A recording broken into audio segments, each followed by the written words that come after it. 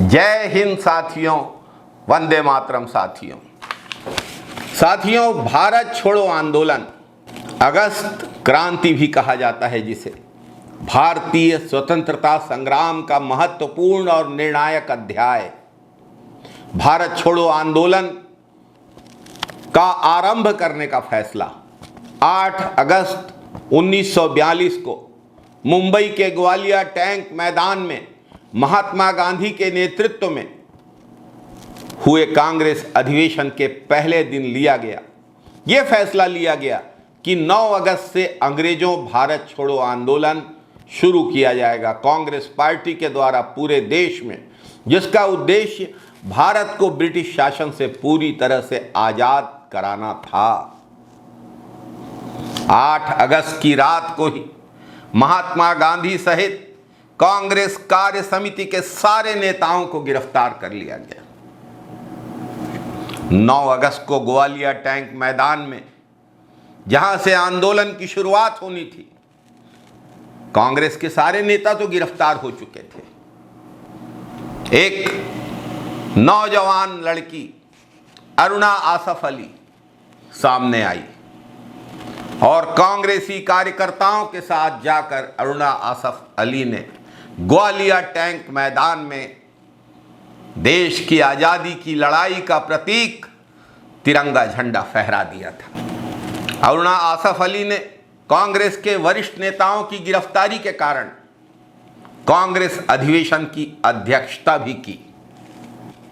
Gwalior tank मैदान में उपस्थित कांग्रेसियों का समूह अंग्रेजों भारत छोड़ो का जय घोष कर रहा था।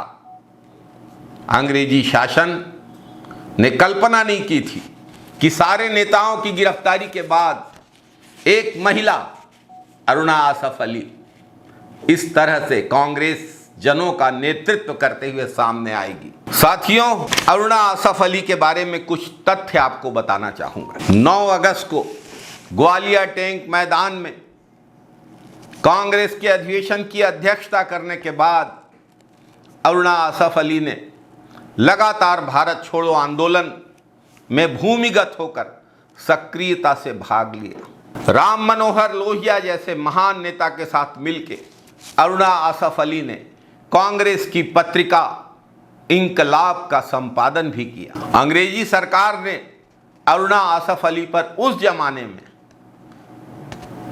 गिरफ्तार कराने वाले को 5,000 रुपए का इनाम घोषित किया था। 1942-43 में 5,000 रुपए के मूल्य की कल्पना करिए।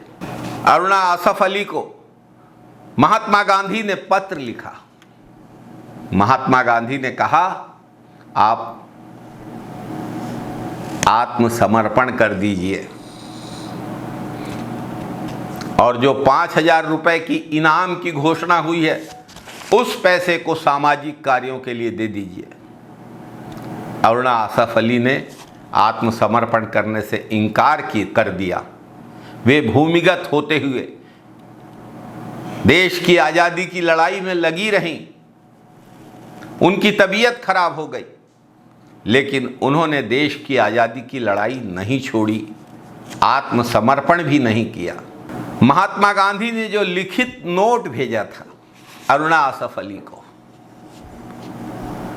गांधी की बात नहीं मानी उन्होंने, लेकिन गांधी जी के उस लिखित नोट को उन्होंने आजीवन मृत्यु पर्यंत अपनी धरोहर के रूप में बहुत स्नेह और सम्मान के साथ सुरक्षित रखा।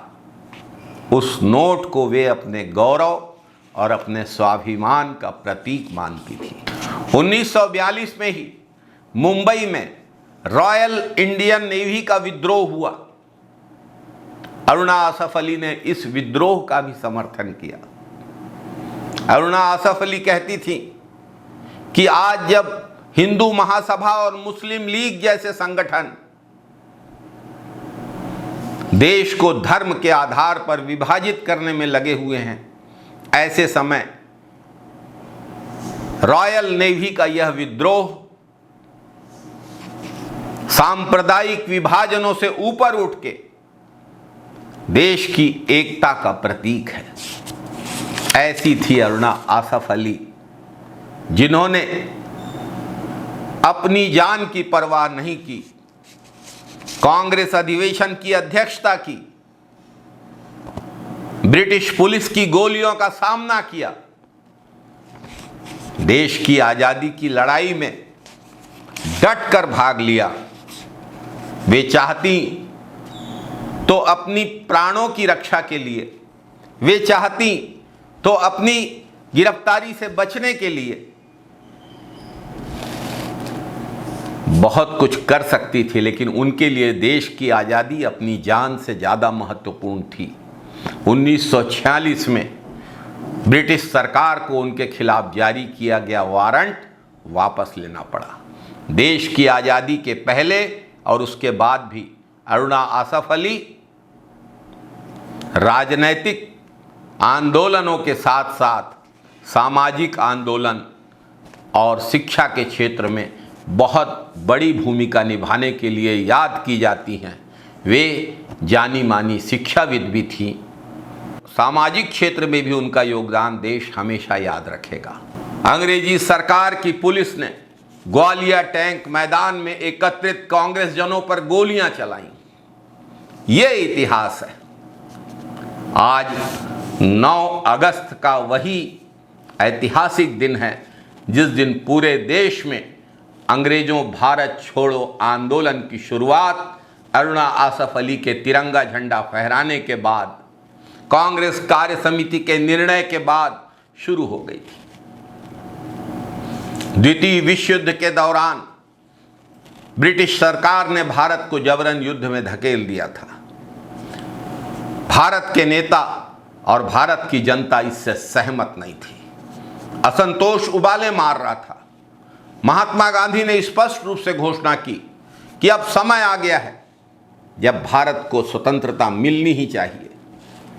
8 अगस्त 1942 को मुंबई में अखिल भारतीय कांग्रेस समिति की बैठक में महात्मा गांधी ने अंग्रेजों भारत छोड़ो का नारा दिया।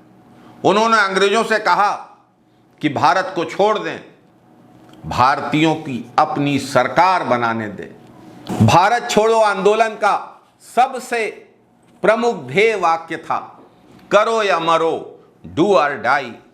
आंदोलन की घोषणा के बाद अंग्रेजी सरकार ने महात्मा गांधी, पंडित जवाहरलाल नेहरू, सरदार पटेल, मौलाना अबुल कलाम आजाद, रफ़ी अहमद किदवई सहित कांग्रेस के सभी प्रमुख नेताओं को, पूरी कार्य समिति को गिरफ्तार कर लिया गया। देश भर में विरोध प्रदर्शन आरंभ हो गए।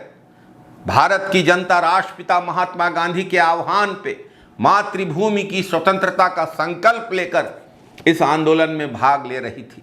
भारत छोड़ो आंदोलन में लोगों की भागीदारी, जनता की भागीदारी बड़े पैमाने पर थी।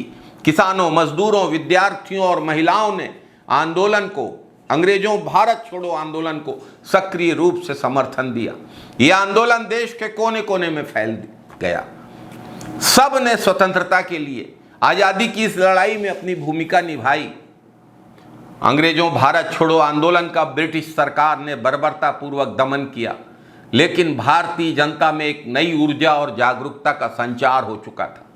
यह आंदोलन भारतीय स्वतंत्रता संग्राम का एक निर्णायक मोड़ साबित हुआ। ब्रिटिश सरकार को यह एहसास हो गया कि अब भारत को गुलाम बनाए रखना लंबे समय तक संभव नहीं है। भारत छोड़ो आंदोलन भारतीय जनता की स्वतंत्रता की अडिग इच्छा, दृढ़ संकल्प का प्रतीक था। महात्मा गांधी के नेतृत्व में हुए अंग्रेजों भारत छोड़ो आंदोलन ने भारतीय स्वतंत्रता के मार्ग को प्रशस्त किया। अंततः 15 अगस्त 1947 को भारत को आज़ादी प्राप्त हुई। इस आंदोलन की वर्षगांठ हमें स्वतंत्रता संग्राम के उन वीर योद्धाओं की याद दिलाती है जिन्होंने अपनी जान की परवाह किए बगैर अपना सर्वस्व न्यौछावर करके देश की आज़ादी के लिए संघर्ष किया। जय हिंद साथियों, वंदे मातरम साथियों।